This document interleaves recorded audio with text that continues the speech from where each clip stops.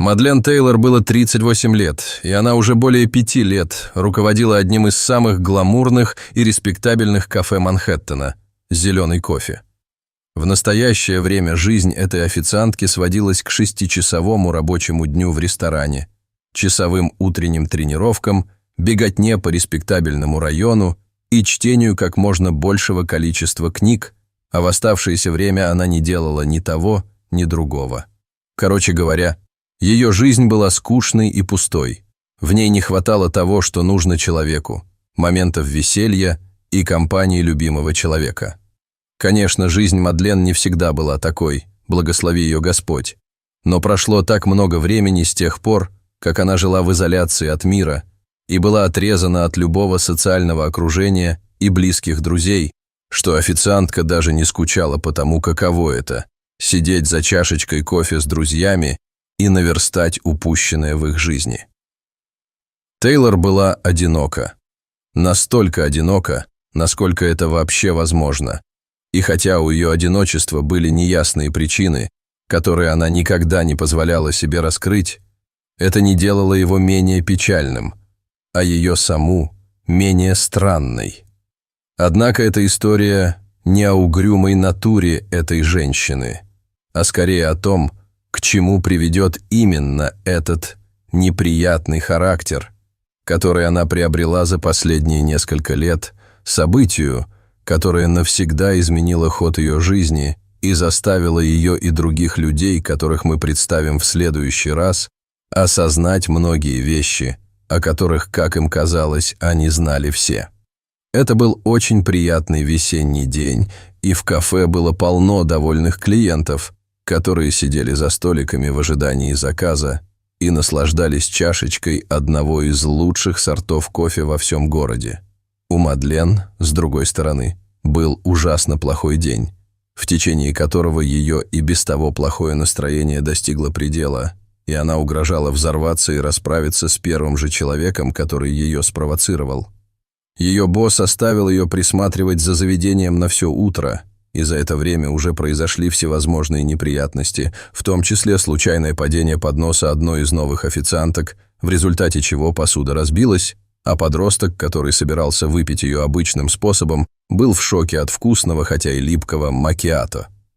После этого покупательница дважды возвращала свой бутерброд с сыром на кухню, потому что, по ее словам, он был холодным, и, разогрев его еще дважды, она вышла из заведения возмущенной и не оплатив счет. Но терпение официантки лопнуло не из-за этого, а из-за того, что произошло буквально через несколько минут. Именно тогда на сцене появились два других главных героя нашей истории. Лара, респектабельная на вид, одинокая женщина, и ее 4-летний чернокожий сын, Бен. Эти двое собирались неторопливо пообедать, пока им не посчастливилось наткнуться друг на друга на пути у официантки. Пока Мадлен собирала со стола остатки еды, в ресторан вошла мать со своим сыном, и они сели за столик, за которым официантка как раз заканчивала убирать. «Мы можем сесть здесь, не так ли?» «Мы не помешали вам, мисс?» — вежливо спросила мать мальчика, глядя официантке прямо в глаза и ища в них одобрения. Официантка, которой не хотелось ни с кем разговаривать, и которая была явно раздражена, увидев, что они сидят за столом, который она обслуживала, лишь слегка хмыкнула в ответ и склонила голову на бок в знак отказа. Мать мальчика посмотрела на нее с некоторым недоумением, но решила воздержаться от комментариев и велела сыну сесть и начать изучать меню. «Бен, что бы ты хотел выпить? Клубничный молочный коктейль или шоколадный? Выбирай сам». «У тебя сегодня день рождения?» – прокомментировала Лара, протягивая меню мальчику. «Шоколадный молочный коктейль, мамочка!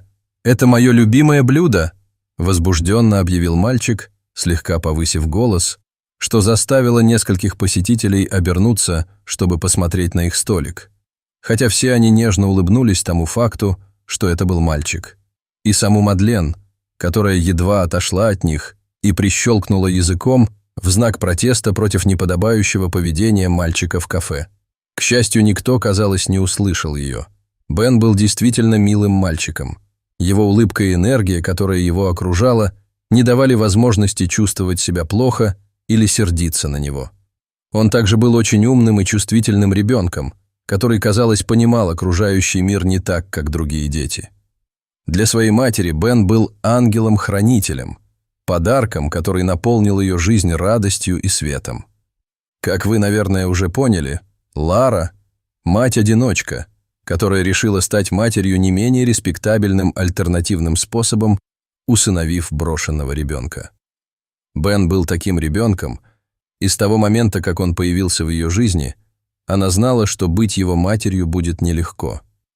Не только потому, что ей придется растить его, зная, что он не ее ребенок, и что ей придется объяснить ему это, когда он вырастет, но и из-за цвета его кожи и мнения, которое это может вызвать у определенных людей в обществе. Мадлен, по-видимому, была одной из таких людей, хотя она еще не предоставила никаких доказательств этого. Но через несколько минут все должно было измениться. Лара внимательно просмотрела меню и через 5 минут жестом пригласила Мадлен подойти и сделать пометку. «Не могли бы вы подойти, пожалуйста? Мы знаем, что будем заказывать», — вежливо сказала Лара, жестом приглашая ее к их столику. Официантка, однако, притворилась, что не слышит, хотя и смотрела ей в глаза и ушла на кухню. Лару немного задело безразличие официантки к ней и ее сыну, но она решила двигаться дальше и просто окликнула следующую официантку, которая попалась ей на пути. Официантка, которая их обслуживала, была полной противоположностью Мадлен, и Бен завоевал ее расположение за считанные минуты. «Я принесу вам самый большой шоколадный молочный коктейль в мире, и вы съедите его весь, потому что вы чемпион», сказала официантка мальчику, подняв руки как супергерой. «Да, я быстрее Супермена, я съем все сам». Бен был в восторге, а Лара испытала огромное облегчение от того, что вторая официантка была так добра к ней и ее сыну. К сожалению, милая девушка, которая обслуживала ее, Лина, в этот самый момент заканчивала свою смену, и единственным человеком, который мог подать им завтрак, снова была та, кого она встретила, когда вошла, менеджер Мадлен. «Мадлен, я ухожу. Я оставлю вам заказ на 6-м столике. Это мама и тот очаровательный маленький мальчик. Я обещала ему дополнительную порцию шоколадного молочного коктейля, потому что у него день рождения. Вы говорили мне, что босс любит устраивать детям такие приятные мероприятия, верно? Я уверена, ему это понравится. Пока. Увидимся завтра». Мадлен просто кивнула и попрощалась со своим спутником. Но чувство, которое долгое время дремало в ней, начало пробуждаться. Боль, которую она пыталась скрыть в глубине своего сердца и которую она снова начала испытывать в тот момент, когда увидела, как женщина и ее сын входят в кафе. Официантка глубоко вздохнула и попыталась выбросить эти мысли из головы. Затем она приготовила шоколадно-молочный коктейль с хлопьями для мальчика и кофе с добавлением карамели для его мамы. Она делала это медленно и с таким же профессионализмом и хорошим вкусом, с каким готовила остальные заказы для всех клиентов. В конце концов, она была ответственной, и ее босс верил, что она лучше всех справляется со своей работой, и она не должна позволять своим личным убеждениям вставать у нее на пути. Когда заказ был готов, она отнесла поднос к 6-му столику, где Бен и Лара с нетерпением ждали. Мальчик поприветствовал официантку широкой улыбкой, и когда она поставила на стол шоколадный молочный коктейль, огромный молочный коктейль, как и сказала ее спутница, Бен захотел поблагодарить ее за доброту. «Ух ты, он просто гигантский. Большое вам спасибо, мисс. Знаете, сегодня мой день рождения. Мне 4 года. Я уже большой мальчик», — сказал Бен, улыбаясь, и его голос излучал невинность и доброту.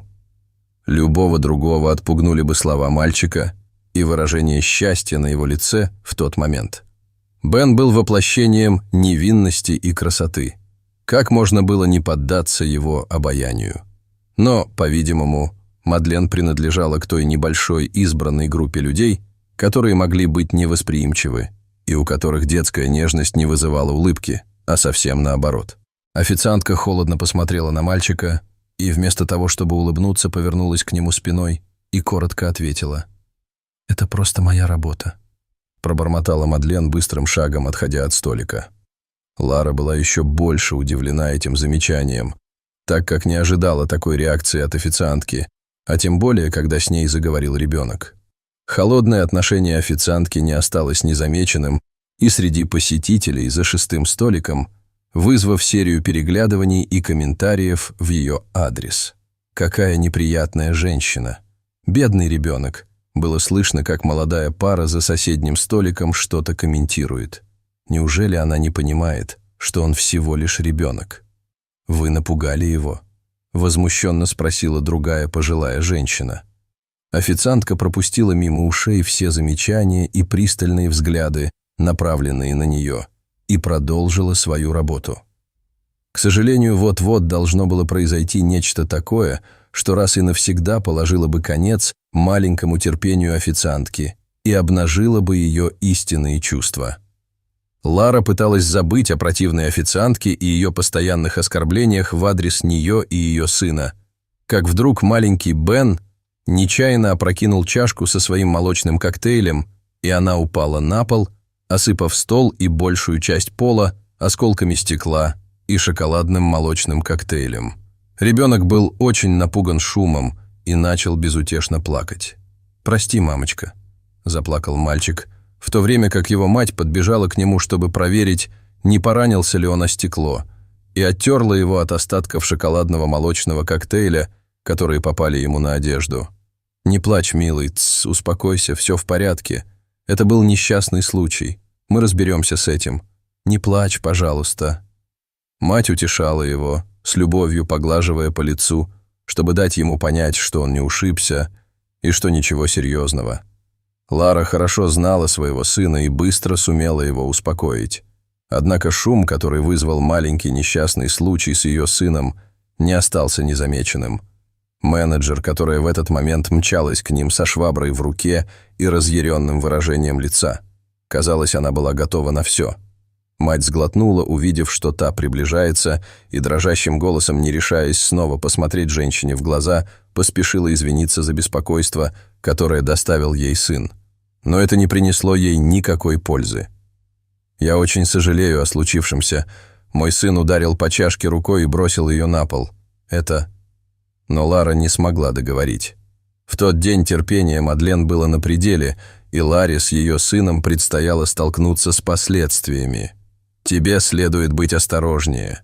У меня ушло много времени на его приготовление, а ты бросил его на пол, даже не попробовав. Современные дети очень плохо воспитаны». Мадлен взорвалась и накричала прямо на ребенка. Лара была так же бледна, как и ее сын, и была совершенно потрясена. Она знала, что эта официантка была противной, грубой и даже расисткой, о чем она могла судить по тому, как она посмотрела на своего сына в тот момент, когда он переступил порог ресторана. Но то, что она делала, выходило за рамки всего, что она могла себе представить. Эта женщина была настоящим чудовищем. Бен потерял дар речи и посмотрел на мать в поисках помощи, но прежде чем мать успела вмешаться, официантка заговорила снова. «Немедленно вон из ресторана», — сказала Мадлен мальчику, указывая на дверь и глядя на него с глубоким презрением. «Прошу прощения», — недоверчиво спросила Лара, вставая со своего места и становясь между сыном и официанткой. Мадлен не изменила своего отношения и повторила то, что сказала мальчику, на этот раз более угрожающим тоном и повысив голос еще выше. «Вы что, не поняли меня, мадам? Убирайтесь из ресторана, вы обе! Немедленно! Вы доставили мне массу хлопот! Убирайтесь!» – закричала официантка. Лара не могла поверить своим ушам. Никогда еще к ней не относились так пренебрежительно, как будто она и ее сын были отбросами общества. Никто в кафе не осмелился возразить официантке. Остальные посетители прекратили свои разговоры, и никто не осмеливался прикоснуться к еде на своих тарелках. Некоторые даже достали свои мобильные телефоны и записывали всю сцену, чтобы, возможно, поделиться ею в прямом эфире с сотнями других людей. Большинство из них просто смотрели друг на друга, гадая, что же произойдет дальше. Но что же должно было произойти дальше? Никто не мог этого ожидать, даже Мадлен, которая думала, что она единственная, кто держит ситуацию под контролем. Лара взяла сына на руки и приготовилась покинуть столовую с разбитым сердцем под взглядами всех присутствующих. Она никогда не чувствовала себя более униженной. Если бы она была одна, то, вероятно, прямо обратилась бы к официантке и захотела бы точно знать, что та имеет против нее. Но в присутствии Бена она не хотела втягивать мальчика в конфликт или пугать его еще больше, чем он уже был. Официантка снова яростно указала на дверь, и когда Лара направилась к ней, Мадлен последовала за ней, как будто не верила, что женщина уйдет, что делало ситуацию еще более унизительной. Но прежде чем Лара успела переступить порог и заставить Мадлен резко отступить, чтобы избежать сильного удара, дверь распахнулась, и группа из 4 байкеров, одетых исключительно в блестящую черную кожу, ворвалась в зал, громко подзывая официантку. «Вы та самая официантка Мадлен?» – спросил один из байкеров, самый высокий и сильный из 4, который, по-видимому, был лидером группы. Отношение официантки внезапно изменилось, и уверенность, которую она чувствовала, исчезла, превратившись в испуганную и нерешительную женщину. «Это вы. Я видел вас на видео и уверен, что это вы», сказал мужчина, пристально глядя на нее и повышая голос. Официантка отступила еще на несколько шагов и, наконец, кивнула. Лара была ошеломлена, увидев вошедших мужчин, и стояла в стороне с сыном на руках. Теперь настала ее очередь наблюдать за унижением женщины. Кроме того, если вы еще этого не сделали, пожалуйста, подпишитесь на наш канал и нажмите на колокольчик, чтобы получать вдохновение от этих реальных историй каждый день. Теперь вернемся к истории. Другой байкер, гораздо моложе, с дружелюбным лицом, повернулся к Ларе и сказал единственное, что матери нужно было услышать в тот момент. «Вы не одиноки. Мы видели все, что эта женщина сделала с вами и вашим маленьким мальчиком. Мы здесь, чтобы помочь вам и восстановить справедливость», сказал молодой человек, улыбаясь и кладя руку ей на плечо в знак поддержки. Лара нервно кивнула, все еще держа Бена на руках. Мальчик все еще был очень напуган, но больше не плакал. Она не могла до конца понять, что произошло и как эти люди узнали, что с ней сделала официантка. «Кто вы?» Это было все, что она смогла спросить. Байкер рассмеялся и нежно посмотрел на нее. «Вы что, никогда не слышали об ангелах-хранителях Манхэттена? Ну, ничего страшного. Теперь вы нас знаете. Мы – банда байкеров, к которой люди обращаются за помощью через наш личный хэштег в социальных сетях». Кто-то отметил видео, на котором видно, как официантка плохо обращается с вами и вашим сыном. «Мы приехали так быстро, как только смогли», — объяснил улыбающийся молодой человек. Лара, казалось, была еще больше удивлена после того, как ей только что объяснили, но она почувствовала себя намного спокойнее и даже начала улыбаться. Пока они разговаривали, Мадлен пыталась скрыться в ресторане от обвиняющих взглядов банды байкеров и других посетителей ресторана, которые в недоумении наблюдали за происходящим и записывали все на свои мобильные телефоны. Но босс байкеров не позволил ей. «Куда это ты собралась, а?» – спросил он, слегка взяв ее за руку и заставив отступить. «Извинитесь прямо сейчас перед этой женщиной и ее сыном. Я видел, как вы с ним обращались, и вы были действительно неприятны. Я бы даже осмелился сказать, что в ваших словах и в том, как вы смотрели на ребенка, был расизм, и это недопустимо», – очень серьезно сказал байкер. Официантка почувствовала себя загнанной в угол, и хотя сначала она пыталась сопротивляться и вырваться из засады, в конце концов сдалась и разрыдалась. «Мне жаль. Я не такой, клянусь. Я не расист и не испытываю ненависти к детям. Просто то, что я увидела вас сегодня с вашим сыном, пробудило во мне много воспоминаний из прошлого. Когда-то, много лет назад, я тоже была матерью. Но сейчас мой ребенок – ангел, взирающий на меня с небес. Моим партнером был чернокожий мужчина. Вот почему встреча с его сыном так сильно напомнила мне о моем собственном. Они так похожи, но я не имела права так с ней обращаться. Я позволила боли унести себя прочь. «Мне очень жаль», — призналась официантка с заплаканным лицом, которой было очень стыдно за свои действия. Никто не ожидал ни такого извинения, ни неожиданного признания от официантки. Весь кафетерий смотрел на них, не смея ничего сказать, а Мадлен безутешно рыдала, стоя между Ларой и 4 байкерами. Поняв, что официантка искренне сожалеет и что ее рассказ был искренним, Лара решила вмешаться и положить конец этой проблеме. Она взяла официантку за запястье и помогла ей подняться. «Я прощаю тебя. Не плачь больше. Я не знаю, что бы я делала, если бы с моим ребенком случилось что-то плохое, и боль была бы такой сильной, что я потеряла бы рассудок. Только мать может испытывать такую боль. Важно то, что вы извинились и были искренни. Я прощаю тебя.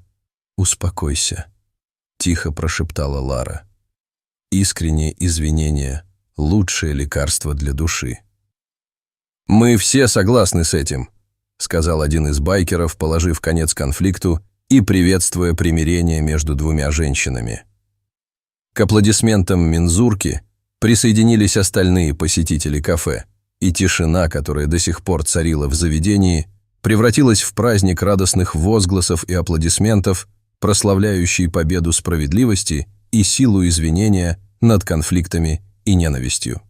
Как раз в этот момент в дверь вошел владелец кофейни и босс Мадлен, возможно, единственный человек на 20 километров вокруг, который ничего не слышал и был ошеломлен, увидев, что происходит в его бизнесе. «Что-то случилось?» – спросил мужчина, очень озадаченный, когда все посмотрели на него и поприветствовали его возвращение. «Все под контролем, босс», – ответил один из байкеров, весело улыбаясь. После празднования Мадлен вернулась на работу, но не раньше, чем получила выговор от своего босса, узнав о случившемся. Лара и Бен наконец-то смогли насладиться обедом, но на этот раз они сделали это в компании 4 байкеров, с которыми только что познакомились и которым были глубоко благодарны. Вместе они отпраздновали день рождения маленького Бена, который час назад снова был таким же веселым, как и раньше, и завершили утро, полное эмоций и незабываемых уроков для всех. Вам понравилась эта трогательная и удивительная история? Если да, то мы приглашаем вас оставить нам комментарий, в котором вы выскажете свое мнение. Если вы хотите продолжать наслаждаться вдохновляющими историями, подобными этой, подпишитесь на наш канал или посмотрите другие видео, показанные внизу экрана.